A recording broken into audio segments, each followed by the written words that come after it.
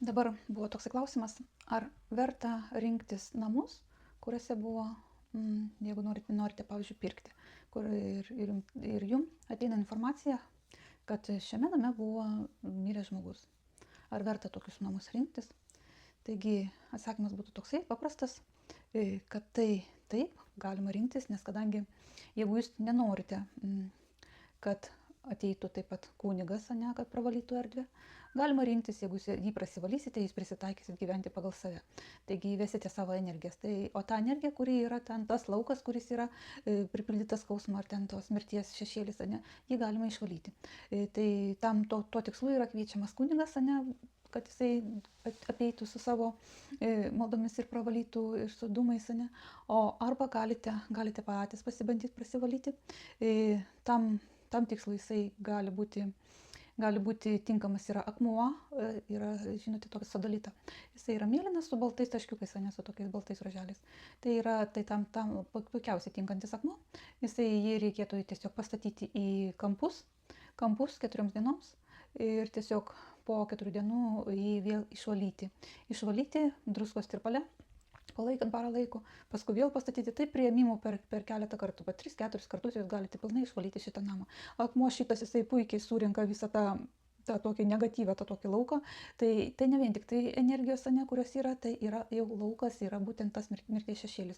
Ir mirties šešėlis duoda tą stiprią vibraciją, gana žemą vibraciją. Tai tiesiog prasivalyti galima tokiu būdu.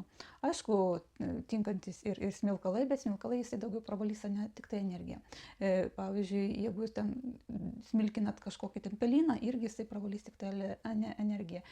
Būtent to lauko, kuris yra paliečiamas mirties ženklų, jį išvalyti yra labai gana sunkiau, reikalinga daugiau darbo tiesiog įdėti ir pasirinkti tinkamas priemonės. Tai tas priemonės, kaip ir sakiau, sodalitas, jisai yra puikiai tinkantis, paskui jūs galite pripildyti, kai jūs išvalote, paskui jūs galite pripildyti kitais akmenimis, pavyzdžiui, kvarcu, tai kad pripildyti tos švelnios energijos, ar tai pripildyti tiesiog kitais akmenimis, kad ir krištolas, kad jisai daugiau šviesos skleistų.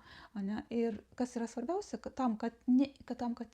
išneši tą energiją, kai jūs užpildote, tiesiog išneši tą destruktyvų tą lauką su tais akmenimis susidalytų, tai jūs galite pradžiai tik prieš įėjimą, tik tai atidarius duris, po kairę pusę galima padėti maišelį su drebulės šakelėmis, arba tai lapais, arba su drebulės žieve. Galite padaryti gražų maišelį ir būtent kairėje pusėje prie įėjimo pakabinti. Šitas dalykas jisai neįleis destruktyvios energijos, neįleis, netgi jeigu žmogus, kuris ateina, pavyzdžiui, jis yra sergantis ir jisai jau, žinote, kai žmogus serga, tai dažniausiai jau mirties energijos jos labai jaučiamos ir jisai nešiuojasi jau ją, ir tas mirties angelas tiesiog jau sekioja paskui ją. Ir jeigu jisai ateitų į namus, tai jisai pasklistų tose namuose tą negerą energiją.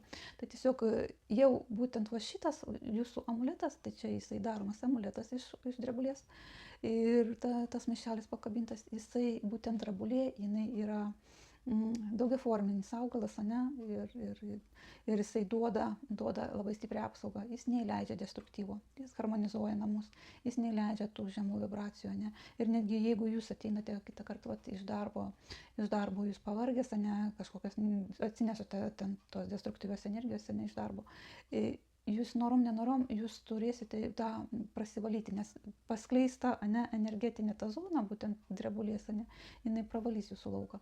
Tai labai vertingas augalas, į kurį dažniau reikėtų kaip ir kreiptis pagalbos, savo nešiotis ir daryti amuletus, tai jisai dirba struktūriškai ir resursiškai, tai patartina naudoti. Tai būtų tokie patarimai šiuo atžvilgiu.